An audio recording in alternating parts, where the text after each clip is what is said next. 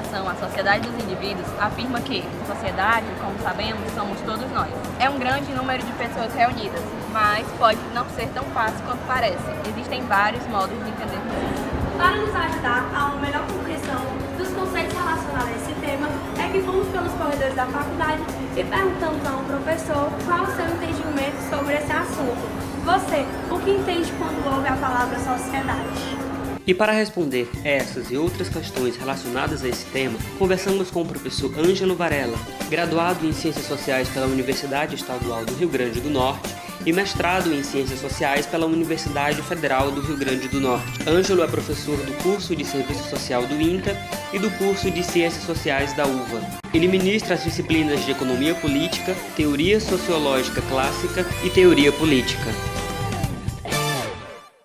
A palavra sociedade, no primeiro momento, como eu entendo como uma multiplicidade, pluralidade de pessoas, indivíduos, vivendo, convivendo, na verdade, em diversos espaços, em várias eras, tempos ou fases históricas, isso em diversos campos institucionais. Então, na família, no trabalho, numa instituição de ensino, numa igreja, num partido político. E claro que como qualquer pessoa envolvida nesses espaços, então todas elas estão motivadas, interessadas em algum tipo de meta ou objetivo, propósito. Então acho que falar em sociedade necessariamente é falar disso. Pessoas que convivem umas às outras em torno de interesses comuns, mas ao mesmo tempo também guardada as devidas diferenças ou individualidades que a gente trata. Quando alguém fala em sociedade e a outra pessoa escuta, não há nada que impeça a sua compreensão. Mas como explicar as diversas formações históricas e sociais ao longo dos séculos, visto que cada povo, em seu tempo, tinha uma maneira particular na forma de se expressar socialmente? Eu acredito, inclusive, uma ciência social, não que as outras não tratem, mas uma ciência social específica, a antropologia, mostra o quão inerente ao ser humano, a marca da condição humana, é justamente a diferença. Claro que essa diferença ela pode aparecer em virtude desses processos históricos, desenvolvimento histórico, como você citou na sua pergunta, como a marca mesmo do próprio indivíduo, da individualidade. Uma reflexão da filósofa Hannah Arendt, que ela sempre fala muito disso, que todo ser humano traz em si a marca do novo.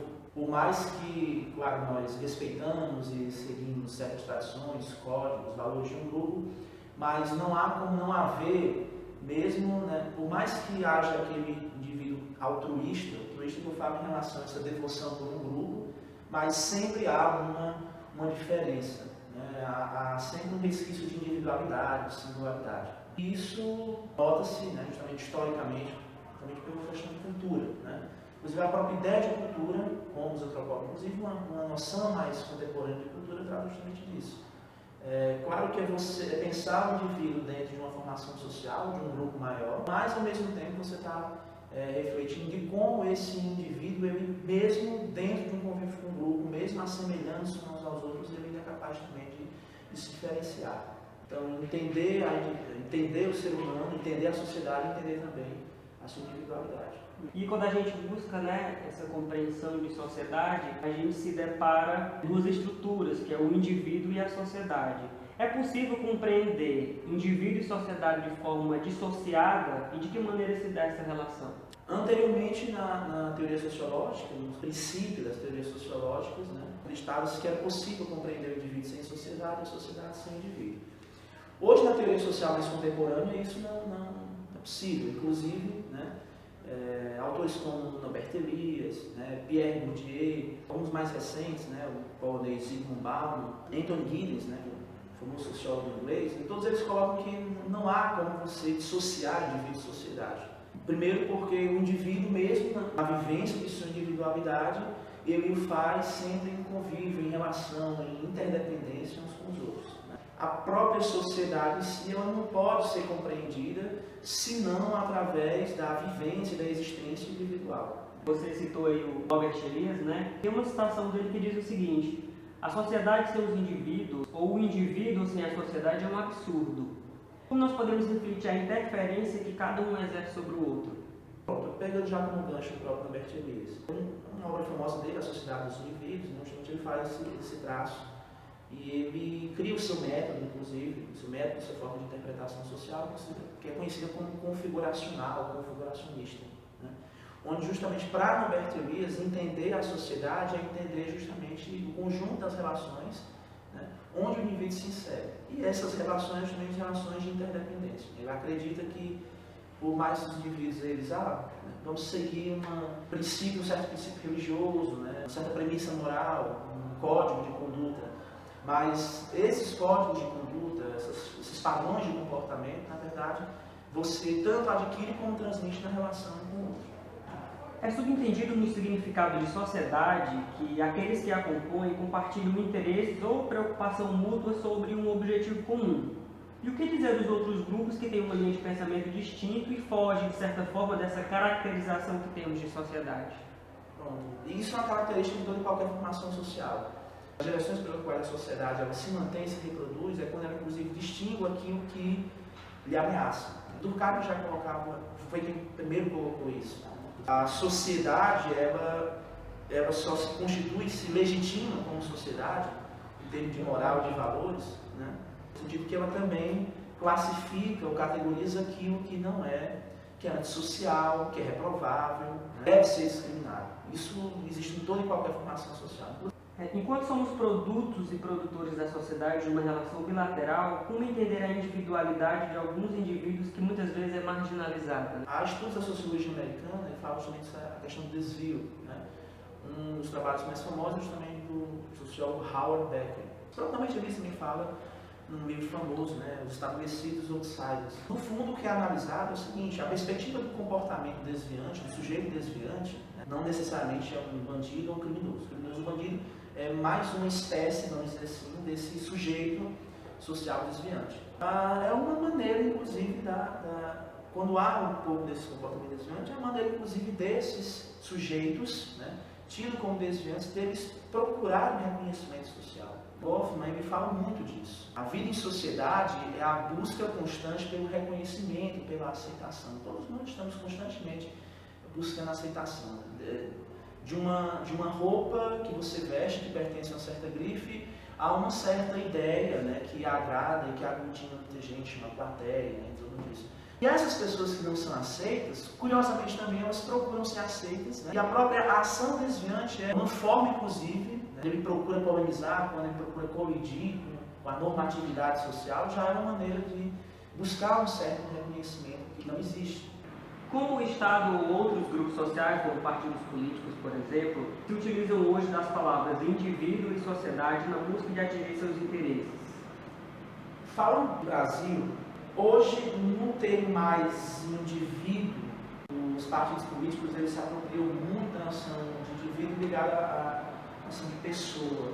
Mas tem dos partidos, isso inclusive com os próprios partidos se autodenominam, né, reivindicam uma pecha de partidos de esquerda, ele já vem esse lado mais do indivíduo, a questão da identidade.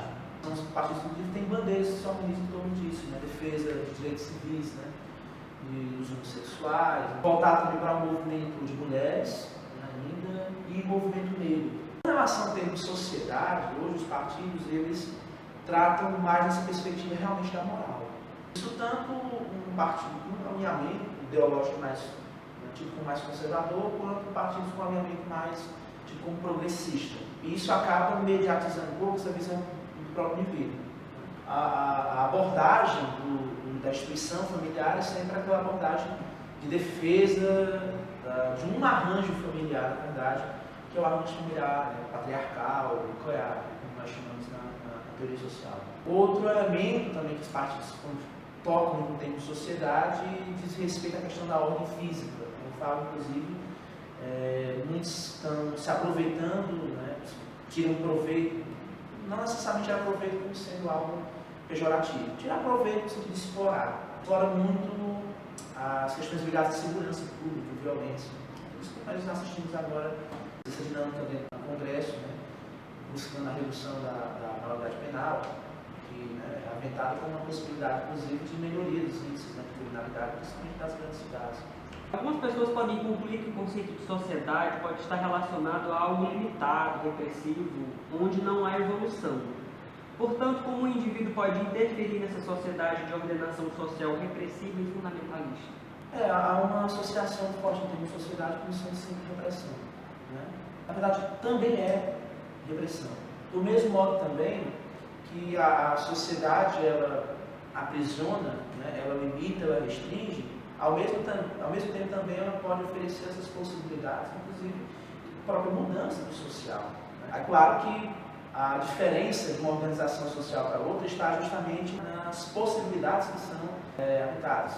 Se você falar por uma sociedade moderna, as possibilidades de você buscar uma vivência, né, uma existência mais livre, isso do ponto de vista do indivíduo e alguns grupos, né, e menos presa a instituições ou grupos sociais, né, ela é bem maior do que numa sociedade dita como tradicional, pré-moderna. Hoje nós temos uma sociedade mais livre, e isso a gente fala tanto em termos de lei, mas também de cultura.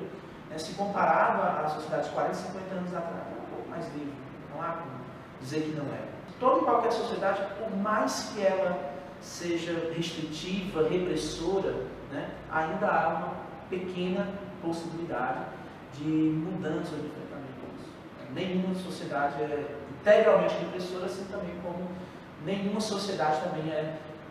Mas a sociedade é muito liberal, mas ela também não é totalmente liberal, ela também ela restringe. Né? Viver em sociedade é tanto você obedecer como desobedecer. Então, para finalizar, quem chegou primeiro?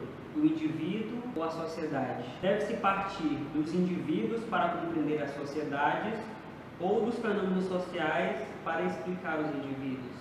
É indissociável, não tem como você separar indivíduo e sociedade. Né? Você pode partir de um estudo de um ou de outro, mas isso por questões de método. Essas dimensões coletiva, social, o individual, elas vão se entrelaçar, não há como.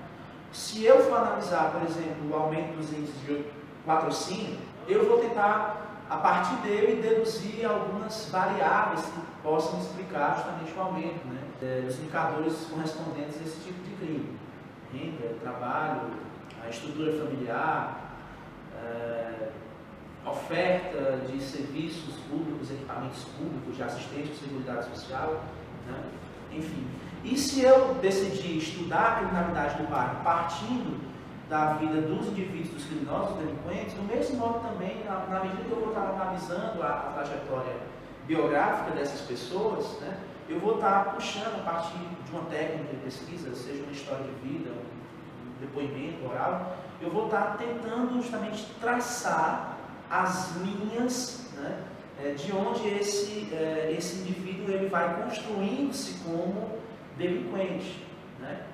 Ninguém nasce delinquente, ninguém nasce bom também. Né? São aquisições sociais, nós adquirimos isso no próprio convívio social. Então, muitas vezes nós somos condicionados a isso também. Né? Na verdade, nós somos condicionados. Aqui as pessoas entendem, ela é condicionada, aí quer dizer que vai ser. Não é que é dizer. Eu estou falando também com o termo condicionado. Eu estou falando no termo determinado. Então, ninguém está à frente do próprio tempo assim, né? Como também ninguém é um filho, né, tal e qual, né, totalmente integrado ao seu tempo. Há individualidade e existem os condicionantes sociais. Não há como não haver os condicionantes sociais. Conversei com o professor Ângelo Varela, agradeço demais a sua disponibilidade, ter aceito para conversar aqui com a gente. Suas considerações finais, por favor. Eu agradeço também pelo convite. Né? Sempre é bom falar aquilo que eu gosto de trabalhar. Né? É muito bom. E eu acredito, inclusive, que a oportunidade assim, como essa, inclusive para a gente chegar a tomar certas decisões de ordem política, de ordem individual, pessoal, né? Nossa vida tendo em conta justamente mostrar que nós não somos apenas, né, o corpo, né? Nós não somos apenas aquilo. Assim, do mesmo modo como nós pertencemos a um grupo social, né? Sofremos influência desse grupo, mas ao mesmo tempo também nós dispomos da capacidade de reinventar, né, as próprias tradições, de reinventar essas próprias influências. Né? Há uma vida como indivíduo, mas há uma vida também como ser social. Obrigado. Eu agradeço.